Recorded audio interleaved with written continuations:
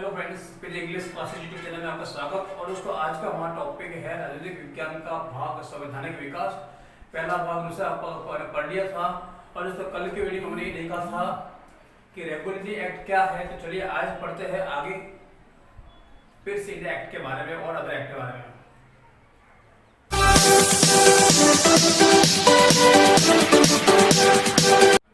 देखिए फ्रेंड्स, हम पढ़ रहे थे, हमने ये पढ़ा था कि रेगुलेटरी एक्ट क्यों बनाया गया। हमने ये देखा था कि regulatory act east India company की कमियों और भ्रष्टाचार को रोकने के लिए बनाया गया था। और ये देखा था कि 1784 में एक कोर्ट की स्थापना की थी कलकत्ता में। ये देखा था कि प्लास्टिक ईद और बक्सर की ईद किस तरीके से हुआ था। आज हम देखते हैं कि रेगुलेटरी एक्ट के जस्ट 11 साल बाद में 11 साल बाद में एक वापस एक पट्टा या बिल पारित किया गया जिसको बोलते हैं पिट्स इंडिया एक्ट। पिट्स कौन थे? ये ब्रिटिश के प्रधानमंत्री थे। ब्रिटिश के जो प्रधानमंत्री थे पिट्स, उनके नाम से ये बिल पारित किया गया जिसको बोलते हैं पिट्स इंडिया एक्ट पारित किया गया। और दोस्तों, ये क्यों बनाया गया पिट्स इंडिया एक्ट? तो पिट्स इंडिया एक्ट बनाने का एकमात्र उद्देश्य था कि जो रेगुलेटिंग एक्ट था इसमें कुछ कमियां रह गई थी उसको दूर करना। यानी तो 1973 की जो कमियां रह गई थी रेगुलेटिंग एक्ट में, जो कमियां रह गई थी उनको दूर करना ही मेन उद्देश्य था पिट्स इंडिया एक्ट का।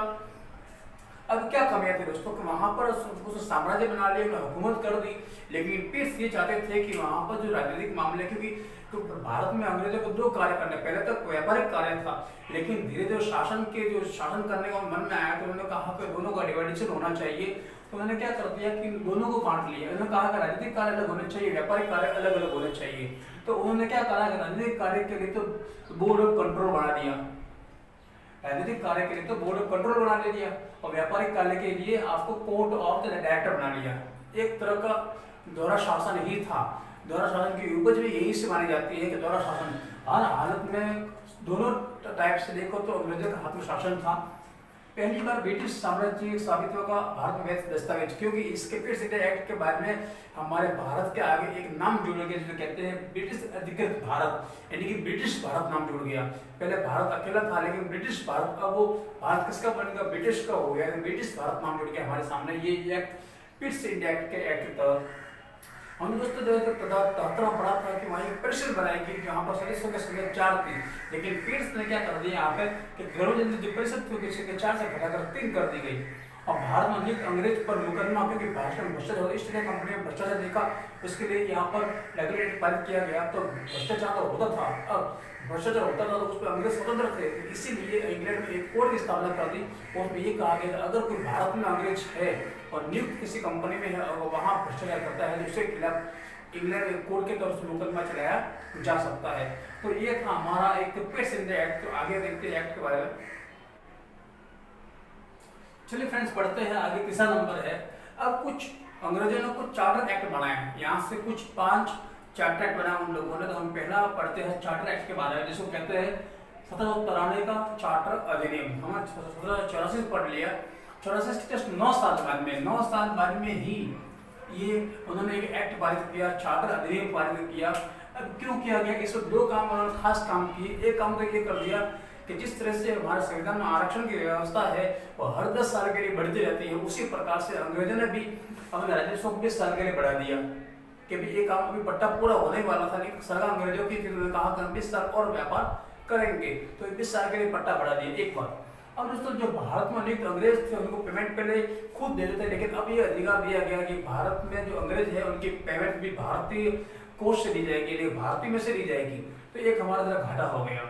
इसके बाद में 20 साल का बोला है तो 20 साल के लिए पट्टा बढ़ा दिया। 20 साल जोड़ते यहाँ पे 3 1813 मतलब ये रहा। तो 1801 और 30 साल बाद में जब पूरे होने वाले थे, क्या वो कंपनी का अधिकार पूरा हो रहा है, तो फिर उन्होंने 20 साल के लिए एक पारित किया। अब क्या करेंगे? तो उन्होंने एक्ट पारित कर दिया। उन्होंने ये कह दिया कि सभी व्यापारिक अधिकार समाप्त, जितने देश थे उन्होंने बोला कि ब्रिटिश भारत हो गया, यानी कि यहाँ पर अधिकार करने का उससे अधिकार भी किसको है? ब्रिटिश को है और किसी को नहीं। इसलिए उपनिवेश कहते हैं। उपनिवेश का मतलब ये होता है दोस्तों कि वहां पर माल भी कोई बेचेगा और माल खरीदेगा भी। तो भारतीय उपनिवेश था ब्रिटिश का। तो यहाँ पर उन्होंने बोल दिया, लेकिन चीन के साथ में उन्होंने कहा कि चीन को नहीं, क्योंकि चीन पहले जो चाय होती है, ये चाय जो बनी है वो चीन की देन है, तो चाय वो चाइना से आ गई थी, इसलिए उन्होंने सारे देशों का अधिकार साफ कर, लेकिन चीन का अधिकार साफ नहीं किया, कर दिया, क्योंकि वो अच्छा यात्री वहां से।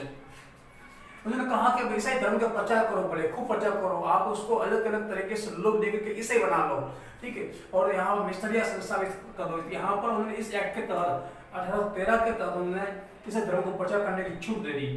भारत एक अच्छा काम किया दोस्तों यहाँ पर कि पहली बार ऐसा कुछ काम हुआ कि शिक्षा पर 1 लाख का खर्च प्रावधान हो गया। उसने कहा कि भारतीय शिक्षा में प्रतिवर्ष 1 लाख का खर्च का प्रावधान किया जाना चाहिए। ये प्रश्न एग्जाम में आता है कि आपने में कौन से अधिनियम या कौन चार्टर एक्ट के तहत भारत में शिक्षा के प्रति 1 लाख का खर्च कहा गया था, वो है 1813 का एक्ट था।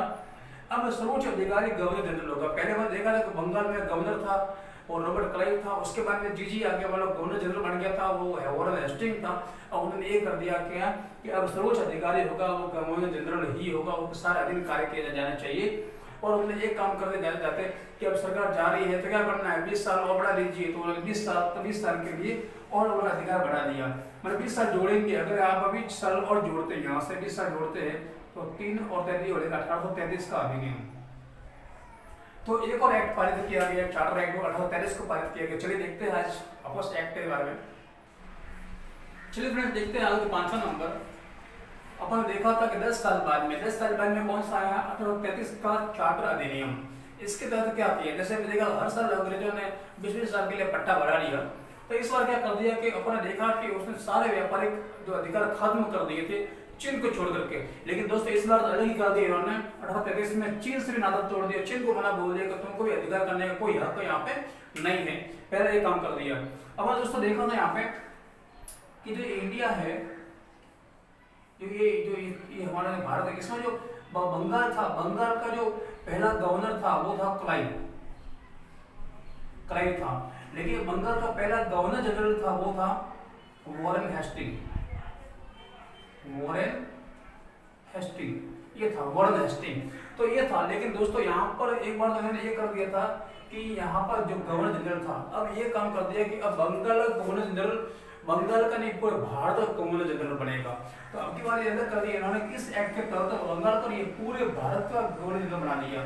तो वो कौन बना, यहाँ पर देखो, यहाँ पे जो लिखा है मैंने, लॉर्ड विलियम बेंटिंक बना दिया। प्रश्न दोस्तों एग्जाम में 2 प्रश्न पूछते हैं कि भारत का पहला गवर्नर, बंगाल का पहला गवर्नर रॉबर्ट क्लाइव, बंगाल का पहला governor general Warren Hasting, Bharat का पहला गवर्नर जनरल। क्योंकि दोस्तों इस एक्ट के तहत ही बंगाल के गवर्नर जनरल को पूरे भारत का गवर्नर जनरल बनाया था, और वो था लॉर्ड विलियम बेंटिंक। अब देखो दोस्तों मैंने देखी थी सबसे पहले 73 में बना था, रेगुलेटरी एक्ट बना था और सदस्यों की संख्या 4 थी। उसके बाद में एक्ट बना, उसमें कार्यकाल 3 कर दी। लेकिन इस एक्ट के तहत वापस उन्होंने सदस्य संख्या 3 से 4 कर दी। लेकिन एक शर्त रखी थी यहाँ पे कि सदस्य वही बनेगा जिसके पास में कोई विधि या कानून जानकारी हो, विशेषज्ञ हो। तो उनके सामने एक जो खास प्रख्यात और अच्छे कानून विशेषज्ञ थे, जो टीबी मैकाले हमारे भारत में अंग्रेजी शिक्षा का जनक भी मैकाले को कहते थे। उन्होंने ये पक्ष रखा था कि भारतीयों को भी अंग्रेजी सिखानी चाहिए। तो उन्होंने ये कहा था गरम रूप से तो वो खाली भारतीय हो, लेकिन मानसिक से अंग्रेज होना चाहिए, उन्होंने ये बात कही थी। और पहली बार टीबी मैकाले ने ही भारत में अंग्रेजी शिक्षा के लिए उन्होंने वकालत की थी। एक मस्त काम किया दोस्तों, यहाँ पर जो एक कुप्रथा थी, दास प्रथा, इसका 1835 के 10 साल बाद बच्चा का हुआ 43 को कि दास प्रथा पर प्रतिबंध लगा दिया कि दास प्रथा नहीं चाहिए। पहले दास प्रथा हुआ करती राजा रजवाड़ों में, उसको बंद कर दिया गया। विधि आयोग का गठन किया गया, और विधि आयोग का गठन किया गया जिसके किसने गठन किया, टीबी मैकाले ने, उसके अध्यक्ष भी टीबी मैकाले बने थे। तो दोस्तों ये एक एक्ट थे। इन एक्ट के तहत खास का जो प्रश्न एग्जाम में आता है वही मैंने यहाँ पर रखे हैं जो इम्पोर्टेंस है। तो ये बात थी, आज का ये एक्ट पूरा हो गया। 3 एक्ट पढ़े, आगे फिर पढ़ेंगे, अगले एक्ट में लेकर के आऊंगा।